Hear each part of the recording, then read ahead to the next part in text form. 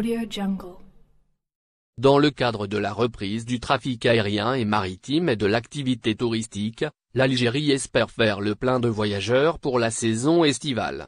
Parallèlement à l'afflux des touristes étrangers qui marqueront leur retour cet été, le retour des Algériens de l'étranger est également attendu. Sauf que cette reprise est confrontée à plusieurs obstacles, notamment d'ordre organisationnel. Les voyageurs vers l'Algérie se plaignaient souvent des temps d'attente, des longues files et du manque de l'organisation. La situation au niveau des postes de contrôle douanier n'est guère meilleure, à en croire le témoignage d'une Algérienne de l'étranger.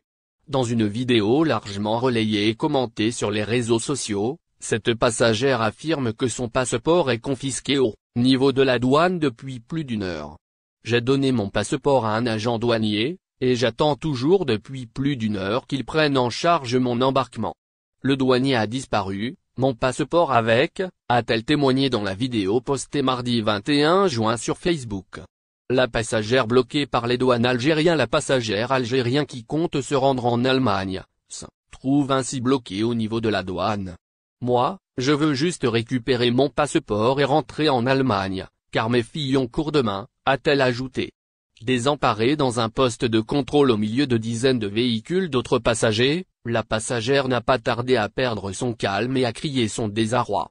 Selon elle, s'ils ne mettent pas en place un système de contrôle adéquat, les passagers restent toujours pénalisés par cette organisation.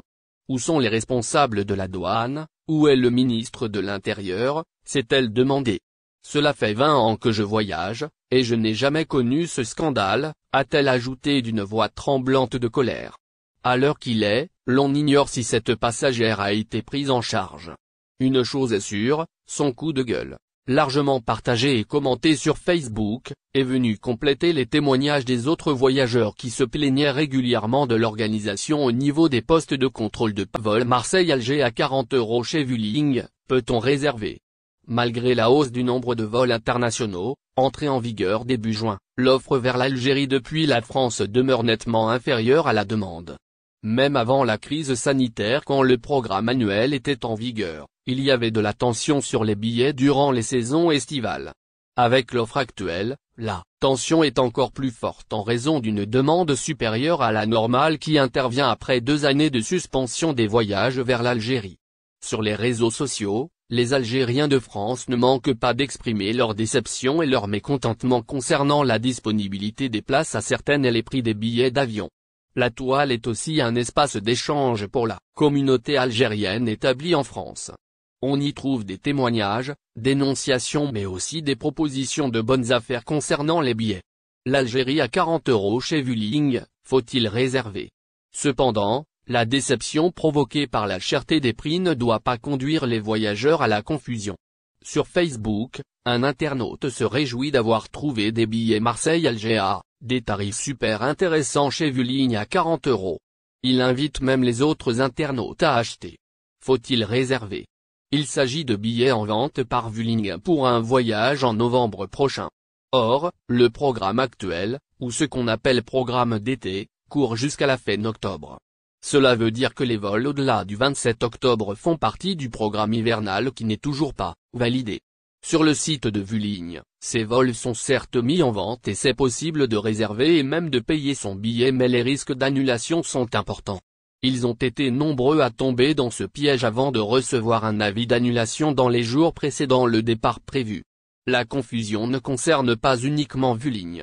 D'autres compagnies aériennes ont également eu recours à ce genre de pratique. Au moment où plusieurs de ses dirigeants ont des soucis avec la justice, la compagnie maritime nationale Algérie Ferry continue à vivre des scandales qui ne finissent pas de porter atteinte à sa réputation.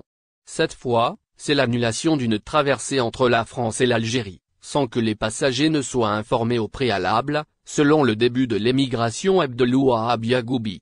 Même, le public n'aurait pas pu savoir sans la publication d'un post du député de la circonscription France-Nord, Abdelouahab Yagoubi, qui a interpellé le directeur par intérim d'Algérie Ferry. Dans sa publication qu'il a intitulée La galère continue, le parlementaire a fait savoir que la traversée prévue ce vendredi 17 juin entre Marseille et Béjaïa a été annulée sans que la clientèle ne soit prévenue. Des clients sont venus de loin à Marseille pour faire la traversée. Je reçois des appels depuis ce matin de nos compatriotes qui sont arrivés tôt à Marseille après de longs voyages et qui ont réservé sur la traversée Marseille-Béjaïa, prévue aujourd'hui 17 juin 2022, a en effet écrit le membre de l'Assemblée nationale algérienne. Il précise que les voyageurs qui se sont présentés ce jeudi, au port de Marseille n'ont pas trouvé les employés d'Algérie Ferry. Il affirme, personne de l'ANTM venait sur place. Apparemment, la traversée a été annulée sans prévenir la clientèle. Enfin, le député Abdelouahab Yagoubi fait savoir qu'il attend la réponse du PDG par intérim de la compagnie maritime algérienne pour de plus amples explications. La traversée d'Algérie Ferry annulée pour éviter le navire vide. Il faut dire que ce nouvel incident n'est pas fait pour redorer le blason d'Algérie Ferry, déjà terni par les différents scandales qui ont marqué son retour en Méditerranée.